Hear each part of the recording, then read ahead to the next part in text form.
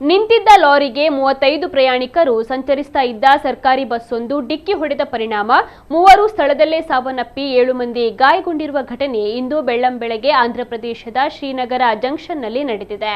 ಆಂಧ್ರಪ್ರದೇಶ ರಾಜ್ಯ ರಸ್ತೆ ಸಾರಿಗೆ ನಿಗಮದ ಸೂಪರ್ ಲಕ್ಸುರಿ ಬಸ್ ರಸ್ತೆ ಬದಿಯಲ್ಲಿ ನಿಂತಿದ್ದ ಲಾರಿಗೆ ಹಿಂಬದಿಯಿಂದ ಭೀಕರವಾಗಿ ಡಿಕ್ಕಿ ಹೊಡೆದ ಪರಿಣಾಮ ಮೂವರು ಸ್ಥಳದಲ್ಲೇ ಸಾವನ್ನಪ್ಪಿ 7 ಮಂದಿ ತೀವ್ರವಾಗಿ ಗಾಯಗೊಂಡಿದ್ದಾರೆ. ಡಿಕ್ಕಿಯ ರಭಸಕ್ಕೆ ಬಸ್ಸಿನ ಮುಂಭಾಗ ಸಂಪೂರ್ಣವಾಗಿ ನಜ್ಜುಗುಜ್ಜಾಗಿದೆ. ಬಸ್ಸಿನ ಸಹಚಾಲಕ ಹಾಗೂ ಇಬ್ಬರು ಮಹಿಳಾ ಪ್ರಯಾಣಿಕರು ಸ್ಥಳದಲ್ಲೇ ಮೃತಪಟ್ಟಿದ್ದಾರೆ. ಅಪಘಾತದಲ್ಲಿ ಗಾಯಗೊಂಡ ಇತರ 7 ಪ್ರಯಾಣಿಕರನ್ನ ತಕ್ಷಣವೇ ಚಿಕಿತ್ಸೆಗಾಗಿ ಆಸ್ಪತ್ರೆಗೆ ದಾಖಲಿಸಲಾಗಿದೆ.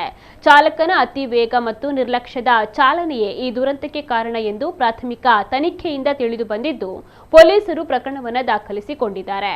ಆಂಧ್ರಪ್ರದೇಶದ ಸಾರಿಗೆ ಸಚಿವ ಮಂಡಿಪಲ್ಲಿ ರಾಮಪ್ರಸಾದ್ ರೆಡ್ಡಿ ಮೃತರ ಸಾವಿಗೆ ಸಂತಾಪವನ್ನು ವ್ಯಕ್ತಪಡಿಸಿ ಗಾಯಾಳುಗಳ ಆರೋಗ್ಯದ ಬಗ್ಗೆ ವಿಚಾರಿಸಿದರು. ಅಪಘಾತದ ಬಗ್ಗೆ ಸಮಗ್ರವಾದ ತನಿಖೆಯನ್ನು ನಡೆಸಿ ಶೀಘ್ರವೇ ವರದಿ ಸಲ್ಲಿಸುವಂತೆ ಸಾರಿಗೆ ಇಲಾಖೆಯ ಉನ್ನತ ಅಧಿಕಾರಿಗಳಿಗೆ ಕಟ್ಟುನಿಟ್ಟಿನ ಆದೇಶವನ್ನು ನೀಡಿದ್ದಾರೆ.